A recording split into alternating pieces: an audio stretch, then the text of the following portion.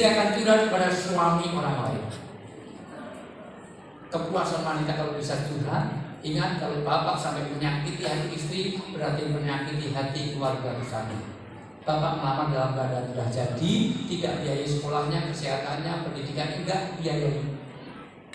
Terutama saya, karena saya dulu melamar istri saya tunggu sampai S2 selesai supaya saya enggak biayai. Begitu S2 selesai baru saya lamar, dan istri saya dulu mahasiswi saya, maka saya dengan istri saya selisihnya 9 tahun. Tapi kalau saya ngajar UGM ada wanita duduk paling depan, pernah saya ngajar bukan nulis wajah saya, malah gambar wajah saya. Terus saya lihat, kelihatannya senang sama saya, terus saya kasihan, terus saya tapi memang saya ancam kalau nggak saya luruskan. Dan sudah saya sedikit, istrinya anaknya seorang kiai, anak ketua badan wakaf UI di tengah kota, bekas pabrik batik, warisannya dua. Dan itu salah satu pertimbangan kenapa dulu saya. Tapi sayang sampai hari ini warisannya gak tinggal-tinggal. Mohon doanya mudah-mudahan tahun kemarin belum sudah. Jangan pernah nyakiti wanita, karena wanita nangis high cost, biayanya mahal.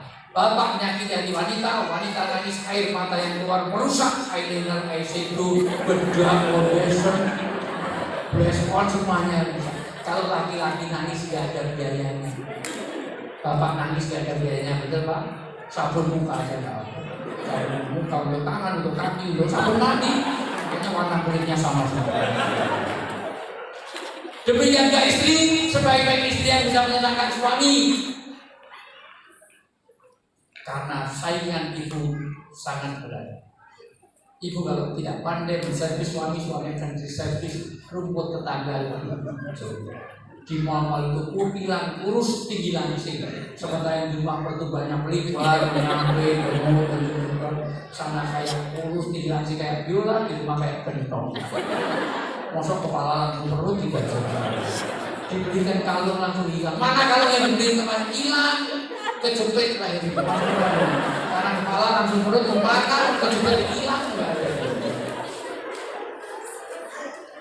Gak fair rasanya ibu-ibu keluar rumah dan keluar kaca dan 3 jam duduk 15 meter putus saya kumpul kali jadi jalan kayak sampah. Duduknya gak bagus, ini gak trendy sama sekali. Harusnya cipunnya dalam mata itu miring separuh. Jadi kena mata satu itu jajak laut semua.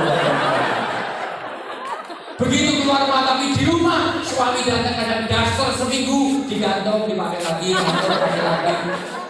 Kadang-kadang daster satu penitinya 8. Belahannya jadi ketek sampai ujung sama keluar rumah Bulgari, Bilkadin, Lakose, Jusilita, wangi. Di rumah bau balsem, bebek, telur, masuk, minyak kayu putih, minyak telur, luar biasa.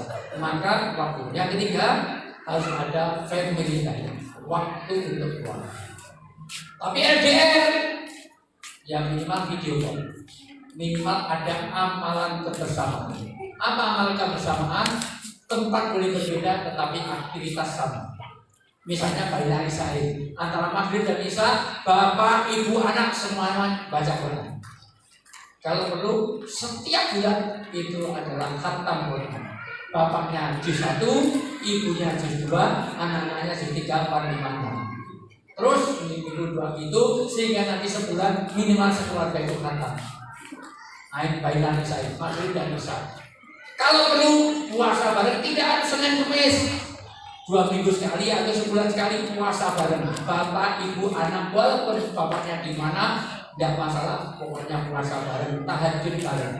Ada family time. Yang keempat harus ada public time, waktu untuk sosial, waktu untuk punya kemanfaatan untuk orang lain. Yang terakhir harus ada study time, waktu untuk tafaqquh fiddin. Wa may yuridu khairan yufaqihu fiddin. Setiap hari kita harus belajar agama. Waktu itu. Next ya. Ini baru 4 slide, saya bikin 65 slide. Next ya. Waktu sudah sekian. Ya. Udah saya sudah habis. Ya. Di random saya hanya sampai setengah 9. Tolong dicek ulang, random saya hanya sampai setengah 9. Jadi ini sudah. Ini kalau di TV saya sudah tanda tangan 6 kali. Sampai ketemu di setiap Kamis siang jam 1 di ngopi ngobrol berlian di TV Bar. Jam 6 pagi itu di Net TV. Itu di Tuhan bersama Tuhan bersama Ustaz Wijanto. Kalau malam di iNews TV, kalau setiap hari jam 9 itu di Polri TV. Gak usah dihitung, itu rezeki saya. Malam itu rezeki saya. Ini contoh saja dibacain MC-nya, ada yang bisa lihat itu. Ini contoh ya. Contoh bagaimana anak yang parenting yang paling sempurna itu ada pada keluarga Ibrahim alaihissalam. As-Saffat yang 102. Ya, itu aja dulu. Maka tatkala anak itu sampai pada umur sanggup berusaha bersama-sama Ibrahim berkata, "Hai anakku, sesungguhnya aku melihat dalam mimpi bahwa aku memiliki. Maka pikirkanlah apa pendapatmu?" Ia menjawab, "Hai bapakku, kerjakanlah apa yang diperintahkan kepadamu. Insya Allah kamu akan mendapatiku termasuk orang-orang yang sabar." Ya. Kapan-kapan kita bahas detail tentang keluarga Ibrahim ini contoh parenting yang sempurna. Tidak ada ibu yang sesempurna dari Hajar, tidak ada bapak yang sesempurna Nabi Ibrahim, tidak ada suami yang sehebat Ibrahim, suami istri yang sehebat Hajar.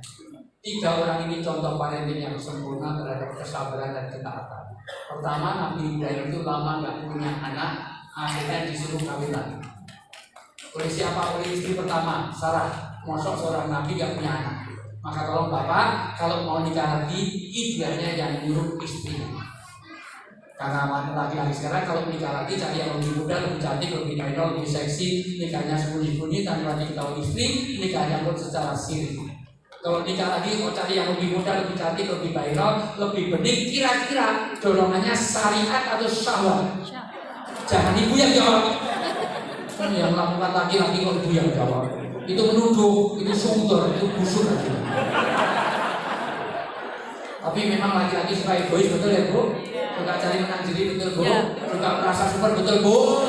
Makanya saya nggak suka sama laki-laki. Setelah nikah lagi, kesabarannya diuji, nggak punya anak juga, sampai berdoa, Robbi habli minas sholihin. Dikabulkan hamil di usia berapa? 84 tahun. Ibu bapak pernah melihat ada orang umur 84 tahun hamil? Ada nenek-nenek umur 84 tahun kemana nek? Menggugurkan kandungan gitu ada? 84 tahun. Ini kekuatan doa. Maka jangan tinggalkan doa di antara lain. Bapak ibu doakan suami, doakan anak. Jangan-jangan suami ibu terjadi perceraian, perselingkuhan, KDRT, nggak pernah doakan suami.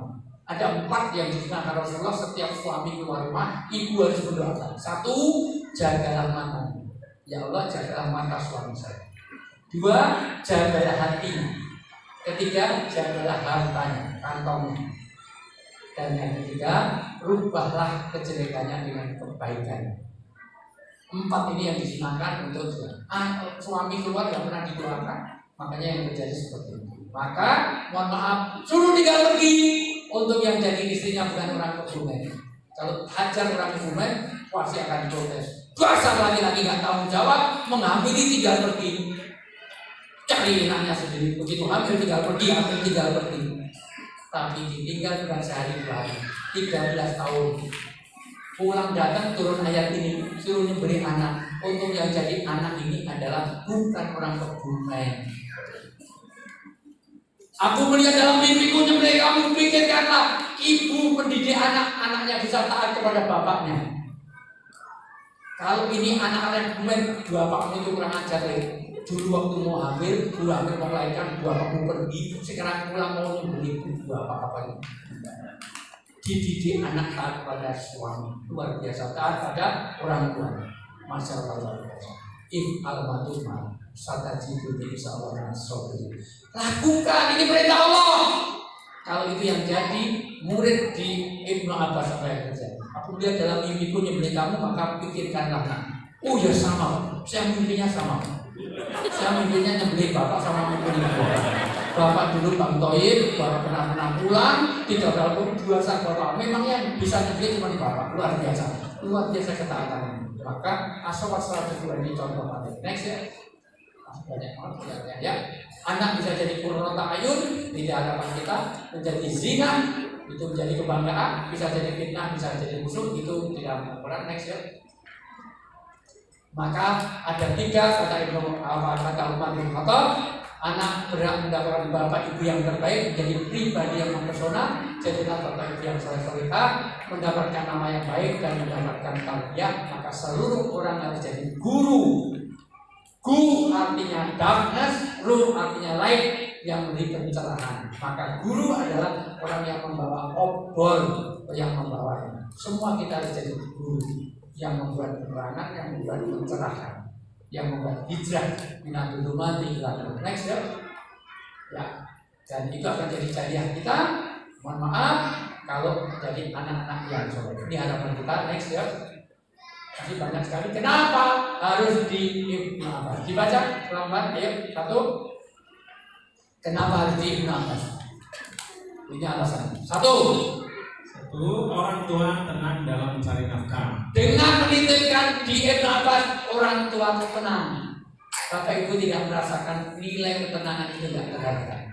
Maka Bapak Ibu sudah tepat menyekolahkan di Ibnu Abbas. Yang kedua, anak terjaga sholat 5 waktunya. Sholat 5 waktunya terjaga. Insya Allah di situ diajari sholat. Terus, anak terbiasa membaca Al-Quran secara teratur. Terbiasa baca dan menghafal, tidak hanya baca dan hafalannya lebih banyak daripada ibunya. Terus, anak terbiasa melakukan sholat sunnah, bahkan amalan sunnah. Terus, anak terbiasa melakukan puasa sunnah. Puasa sunnah apalagi. Terus ya, anak terjaga dari pengaruh pergaulan bebas. tidak ada pergaulan bebas. Insya Allah tidak ada pemerkosaan di Ibnu Abbas. Anak terjaga dari narkoba. Tidak ada narkoba. Anak terjaga dari pengaruh handphone. Handphone karena ini daring gitu. Tapi mohon maaf bisa. Saya punya nolak, saya punya dibias anak solehah itu punya saya salah satunya. Ternyata bisa juga diajar. Bagaimana punya kedisiplinan tidak terbiasa dengan bahkan TV. Dan tidak akan nangis gara-gara mohon maaf nangis minta Barbie, minta itu sudah dikondisikan. Nangis diminta untuk dulu dan Barbie, Tamiya jangan nangis. Kalau nggak dikasih di mall dia gulung-gulung. Daripada dia gulung-gulung bikin malu dibeliin. Maka nanti anak akan repetisi. Besok kalau kita lagi dia akan gulung lagi. Kalau belum dikasih. Setiap itu Anda minta handphonenya dihentikan. Ini main gamenya boleh 1 jam. Ini nangis daripada nangis kasih handphone. Lain kali setiap mau minta handphone nangis lagi. Dan bisa dididik. Next ya. Anak terbiasa hidup mandiri, disiplin dan sederhana. Ya, bahkan terus anak selalu mendoakan kedua orang tuanya. tidak sadar belum mati aja didoakan. Mana ada sekarang anak wajib mendoakan, padahal di antara jariah adalah anak yang mendoakan orang tuanya tidak hanya dalam masa mati hidupnya sampai matinya. Next ya. Anak menjadi investasi berharga bagi kedua orang tuanya. Nanti dalam surat At-Tur ayat 21 nanti anak kita surganya lebih tinggi, orang tua disambungkan. At-Tur ayat 21 mungkin hafalan Qurannya kan lebih banyak anaknya tadi. Maka anak ketika derajatnya di surga lebih tinggi, maka orang tua dihubungkan. Maksudnya kita dikontrol oleh anak kita. Selama Bapak Ibu juga soleh dan solehah. Tidak berlaku kepada Nabi Nuh. Karena Nabi Nuh soleh sendirian. Istrinya nggak bisa, anaknya nggak bisa, Kan'an nggak bisa, termasuk istrinya Nabi Nuh, namanya Bu Nuh. Istrinya Nabi Nuh namanya Bu Nuh, bulut dan bulut. Next, karena masih banyak sekali 65 nanti next step itu terus 105 detik ya terus itu belum lagi bicara tentang IQ tentang itu terus ya itu bagaimana IQ dan istrinya terus itu ini sebetulnya mau saya cek ini tapi coba dibacakan. Ibu kalau bisa jawab ini saya lanjutkan, kalau tidak saya bacakan ya.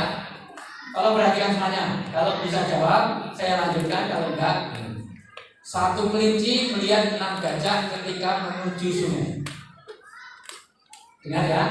1 kelinci melihat 6 gajah ketika menuju sungai. Pertama. Yang kedua, setiap gajah melihat 2 monyet menuju sungai. Yang ketiga, setiap monyet membawa satu jangkrik. Pertanyaannya, berapa banyak hewan yang menuju sungai? 1. Berapa? 20. Banyak banget, 20. Ada lagi? Logika kita jalan kabeh. Satu kelinci melihat 6 gajah ketika menuju sungai.